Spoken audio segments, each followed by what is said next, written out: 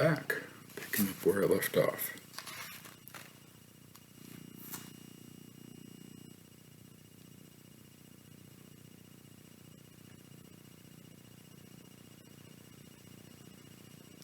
So this romance that Morrison is talking about, this fear, darkness becomes inextricably linked to the black bodies and black characters of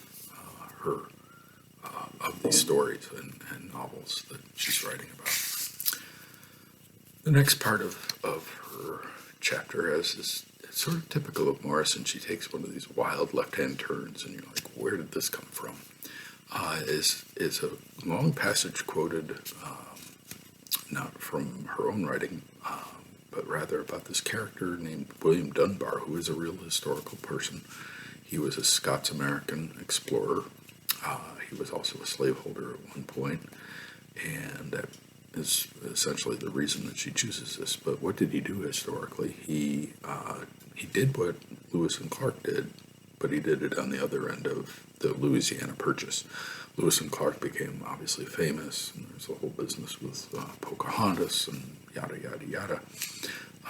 But they became very famous for their journeys to the north and west and finding the Pacific Ocean and befriending Native Americans along the way.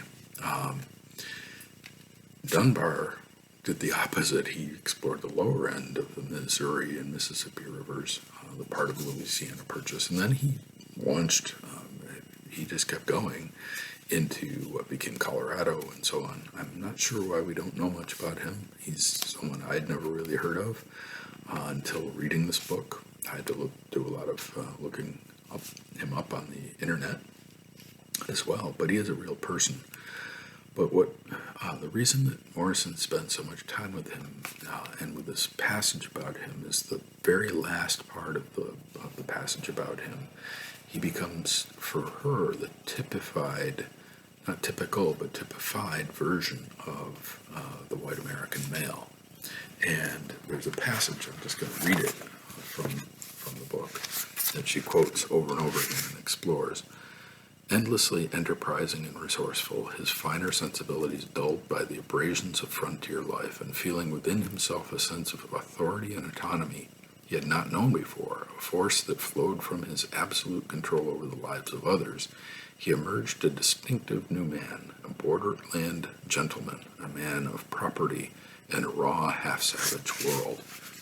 To quote again from this writer, whose name is Bernard Balin, who wrote this book called Voyagers to the West, which is where she gets that quotation from. And she does a lot of exploration of that passage. Her point, to boil it down, is that what Dunbar experiences and enjoys in the New World for him, because he came from Scotland, he was not nobility, he was not a wealthy man before he came here, was that when he came to these shores, he achieved through his whiteness this autonomy and power that was not at his disposal in Scotland or in England, where he came from. And that was the particular circumstance of being a white man in a white man's world, in the New World. Morrison lists 5 key concerns, she calls them, 5 key concepts, ideas, that become what she says, quote unquote, major themes and presumptions in American literature. Autonomy, authority, newness and difference, absolute power, all of which, she argues, is essentially predicated on its opposite, that you can't have one without the other. Going back to the whole idea of shadow and whiteness, Nunu and Edgar Allan Poe. And its opposite, the shadow, is the experience of African Americans and African Americans, Africanists, as she calls them. Autonomy, that is the ability to decide for oneself what one will do. Control, authority over one's own place and one's own decisions and one's own household. Again, these are American ideals. They don't exist for everybody to the same degree. But these are ideals that we strive for. These are ideals that we admire in our culture and in our literature. Newness and difference. We're constantly reminded in early American writing, writing in the 19th century, that this is a new land and it can be a new thing. Again, that's very limited for some people. If you happen to be a woman, if you happen to be a person of color, if you happen to be a Native American, none of this makes any sense. If you are a Native American, this is not new, this is old. This is the land that your people have been in for upwards of 35,000 years. So, the New World for a European, not New World for Native American. Absolute power. Well, none of us has that. Even the President of the United States doesn't have that. But again, it's just an ideal that we have this sort of autonomy and authority over our lives. And that we don't get that without something behind it, without something that's built and supported it. And that is blackness, Morrison argues. And this is a word that I've used a number of times already, that Morrison argues. She's making an argument here. She's making a philosophical, historical, intellectual series of statements that have more than one side. She's not dictating. She's not, carving into stone. This is the process that the academy goes through. Academics spend their time arguing, not bickering like children in a sandbox, but arguing, making points, and supporting them with ideas. You're going to see in a minute that I have a quibble with part of her argument. But essentially, she's saying the African American and African American population was necessary for white Americans to try their own identity against. You have to have something to throw that identity up against in order to have that identity make any sense at all. The rawness and savagery was assigned to someone else, not to themselves, so that it gave them a scapegoat, if you will, for their own. It gave them somewhere else to direct that negative energy, that savagery, what she calls savagery or rawness. And again, those are also quotations from her source, the raw and savage, half-savage country. So what is that? Well, it's not us. If you're white, it's them. It's the other. It's the person out there. For Morrison, that person out there is the African American. And here's my big quibble with her argument, is that, and I don't disagree with her argument on the whole. I think she's absolutely right. After all, she's the one with the Nobel Prize, not me. But I think she neglects a couple of really important things here. I've already mentioned Native Americans, and more than even African Americans, Native Americans have suffered at the hands of people that look like me, people who are white. Europeans who, of course, invaded this continent and slaughtered by the millions the people who already lived here. Nobody knows exactly how many Native Americans lived in North America, Central America, South America. The estimates ranges up to 18 to 22 million people, if you count all three of those land areas. That's a lot of people. That's twice the population of New York State. There are about 7 million people in Manhattan, so something like 3 times the number of people living in Manhattan across a huge amount of territory, yes, but there were fully formed cities in Mexico and Peru and in the desert southwest of the United States.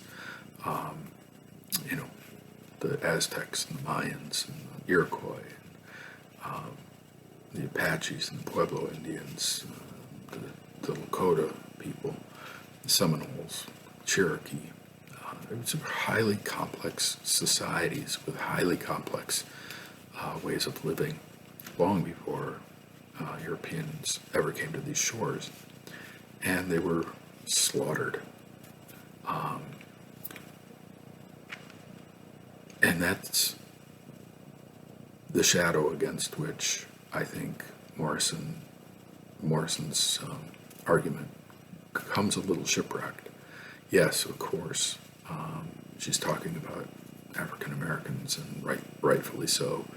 But when she's talking in general terms about Romanticism in the United States, I think she misses the mark by singling out African Americans and not pulling into the mix, not pulling into the argument Native Americans, who were equally the shadow for much of what became the United States.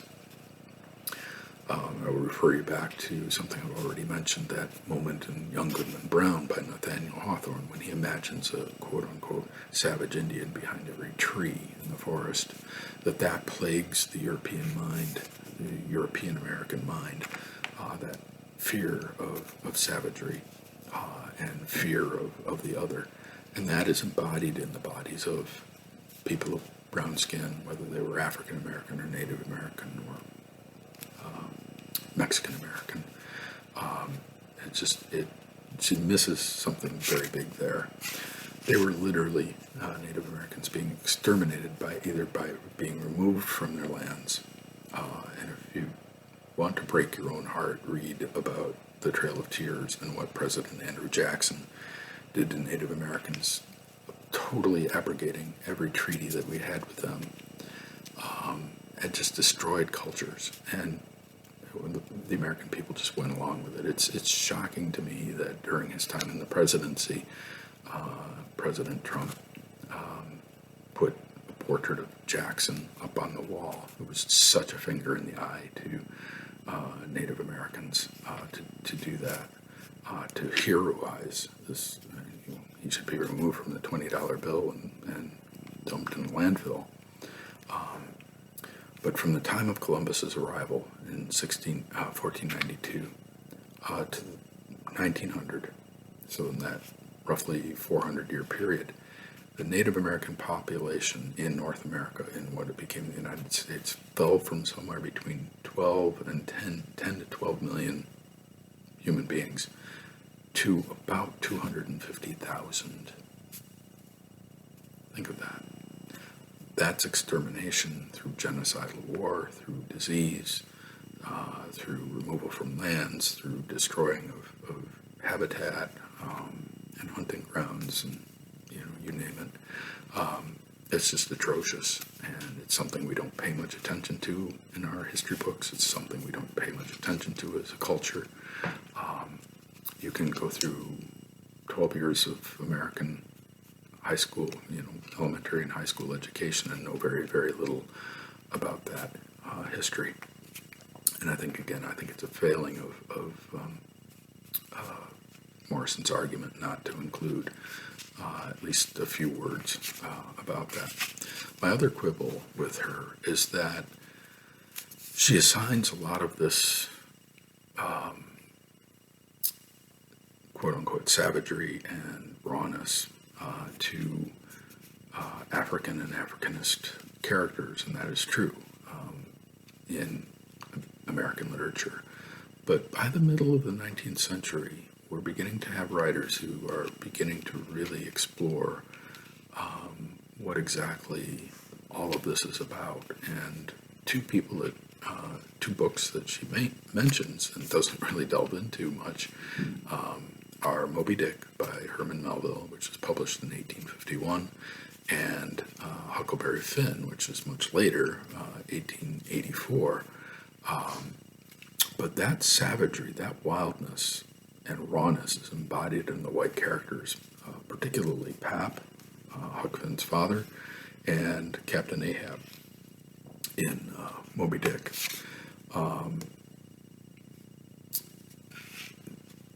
And Pap is, yes, he's a white character who absolutely an atrocious racist. The story is set in the 1830s. if you have read it, you're familiar with Huck Finn. He's this sort of wild, untamed 13, 14-year-old boy who ends up running away from home, faking his own death, and teams up with a runaway enslaved man named Jim, and they form a friendship, almost a fatherly son-like relationship, of course, with the difference of race and everything else. But Pap embodies for Twain and for the novel the typical Southern white racist, and put a couple of passages about Pap in the folder that I uploaded earlier today. And his whiteness, his sickly whiteness, his underbelly of a snail whiteness is emphasized in that description, and I think that's a really key thing that Morrison, again, another thing that she kind of misses there. She does talk about the ending of the novel, which is appalling and atrocious, and it's something that critics have always sort of had to deal with Huckleberry Finn. What is it doing there when the novel seems to be going this way for 400 pages, and then the last 30 pages it just takes a totally different direction, and it's a remarkable moment. The other novel, Moby Dick, is probably, arguably one of the 5 best, most important things ever written by an American. Has at its heart this character, Captain Ahab, who is in pursuit of this, for revenge, this white whale, Moby Dick.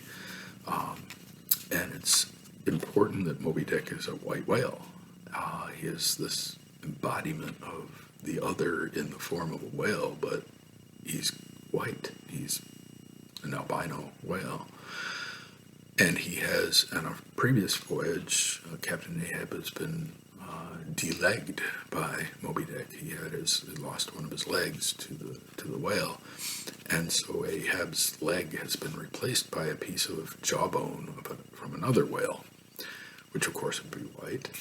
And he also has this very visible white scar that runs from his hairline down across his face and into where you can no longer see it in his clothing. And I've included that description. I've included the description of Huck Finn's father and his whiteness, but I've also included his rant, where you'll see the sort of character that we're talking about here with Pap Finn. And so you see the savageness and vileness and otherness in white characters written by white writers at that time. The most important quotation, I think, from part 2, and I'll just read it straight from the book for you, occurs on page 47. And right in the middle of the big paragraph on page that begins on page 47, deep within the word American is its association with race. To identify someone as South African is to say very little. We need to know the adjective white or black or colored to make our meaning clear. Just to explain that, South Africa was deeply racialized in a form of government or form of culture called apartheid, which means apartness or separateness.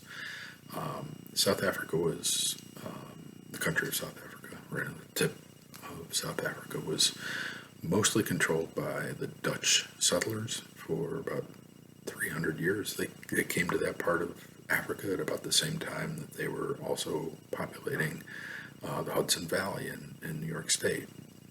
They were also populating southern Africa. Then later some English people showed up, so there was this sort of course there were people there already, the African native population. So not unlike the United States, or what became the United States, that part of the world was a white society controlling an area that was, indigenous, where indigenous people had lived for literally millions of years. The dominant languages were Afrikaans, which is African version of Dutch, English. There were a lot of people from India. In fact, Mahatma Gandhi lived in South Africa for a good period of time. And then multiple numbers of tribal languages. And they were at very strict racial laws. African people, black people, were not allowed to vote or participate in, government or anything like that. Everything was dominated by white culture, even though the whites were a very small minority within the country. And so they designated people as white, black, or colored, which was anybody of mixed race. Trevor Noah, the comedian, the host of The Daily Show, is from South Africa. He is what would be called a colored person there. His father, I believe, is black and his mother white, or vice versa, I'm not sure which. But his autobiography is called Born a Crime, because at that time it was a crime to be mixed race, as bizarre as that may sound to you. But with the word American, unlike the word South African, where you would have to designate white, black, or colored to make it clear, what kind of South African are you? American presupposes white. In this country, it is quite the reverse. American means white, and Africanist people rather, struggle to make the term applicable to themselves with ethnicity and hyphen after hyphen after hyphen. And the same could be said for Asian Americans and Native Americans. This hyphenization that has gone on now. But when you say the word American, think about 30 or 40 years ago, if you said the word doctor, into your head would pop the image of a man. If you said the word nurse, into your head would pop the image of a woman. That isn't so much true anymore. But it's still those roles were sort of designated by gender. In the same way, the word American sort of presupposes white until you hyphenate it with something else. And so that you hyphenate it with Native, or you hyphenate it with African, or you hyphenate it with Hispanic. So that, I think, is a really key quotation. Finally, last thing, that fatal ending, which she talks about at the end of her essay of Huckleberry Finn. Tom Sawyer shows up in the book, and of course Tom Sawyer, the Adventures of Tom Sawyer, predated Huckleberry Finn by quite a number of decades. It was a very popular children's story. Nobody ever reads it as an adult unless they're reading to their child. Huckleberry Finn is written for adults, and Tom Sawyer plays a tiny role at the beginning.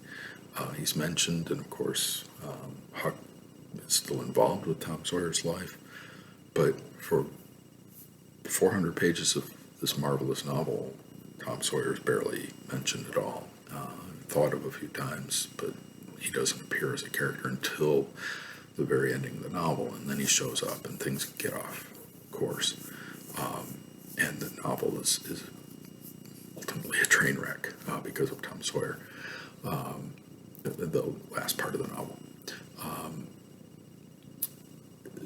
I will let you read the last pages of part 2. I couldn't sum up any better than Morrison does the purposes of Tom Sawyer and the effect of Tom Sawyer in the novel on Jim, the character, the African American, the enslaved man escaping. But he has been a main character in the novel until then, and then he becomes essentially a tool. He becomes the other because of the presence of Tom Sawyer, this dominant, again, white male character. The very last sentence of the novel is very famous, and Huck decides to light out for the territories, to quote him, as if those territories were empty and that one could just simply go, to go back to Morrison's quotation from earlier, and make one's own way and be autonomous and complete authority. And of course, I'm not sure if Twain forgot or if he's just or if we remember. But that territory was not empty. It was emptying, but it wasn't empty.